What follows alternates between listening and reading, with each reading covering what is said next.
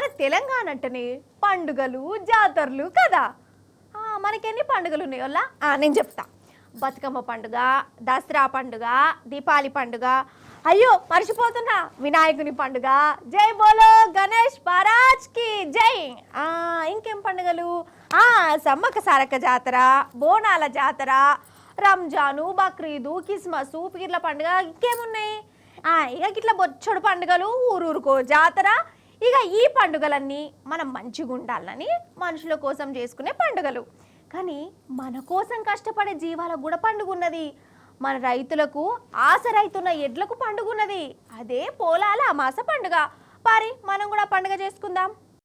ఎద్దు లేనిదే వ్యవసాయం లేదు. ఈ ఏడాదంతా రైతు కోసం కష్టపడుతుంటాయి ఎడ్లు, ఆసరైతుంటాయి. అందుకే ఆ ఎడ్ల కోసమే పోలాల అమాస పండుగ చేస్తారు. అదిలా బజ్జీల దిక్కు అసలు ఏమన్నా పండుగ నడుతుందా అసలు? ఆగో ఎడ్లను ఎంత మంచిగా ముస్తాబ్ చేసిరో కదా.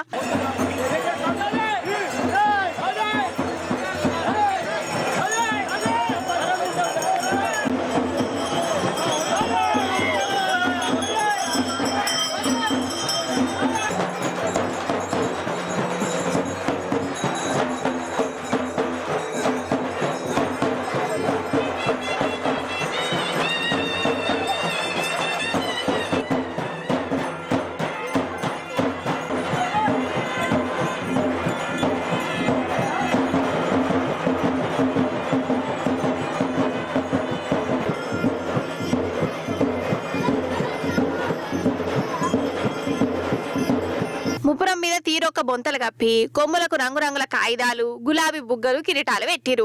గవ్వలు తొడిగిరు, పూలదండలేసి మెడల గంటలు కట్టిరు. ఉమ్మడి ఆదిలాబాద్ జిల్లాల పొలాల అమాస పండుగ గిట్ల సంబరంగా నడుతుంది. మా ఊర్లో కూడా ధూమ్ధామ్గా చేస్తాన్లు. ప్రతి ఏడు శ్రావణ మాసం ఆఖరి శుక్రవారం నాడు చేస్తారు. పొద్దుగాలనే ఎడ్లకు తానాలు చేపించి ముద్దుగా తయారు చేపిస్తారు. అటెనక డప్పు సప్పుల నడుమ ఊరేగింపుగా తోలుకపోయి గుడి చుట్టూ తిప్పుతారు. ఇక అటెనక ఇంటికి పట్టుకపోయి పాశ నైవేద్యంగా పెట్టి ఎడ్ల కాళ్ళకు మొక్కుతారు. అప్పటిదాకా ఇంట్లో ఉపాసమే ఉంటారు. ఇట్లా రైతుకు ఎప్పటికీ ఇమ్మతిచ్చుకుంటా కుడి భుజం లెక్కుండే ఎడ్లకు ధూమ్ధామ్గా పోలాల అమాస పండుగ చేస్తారు జనాలు.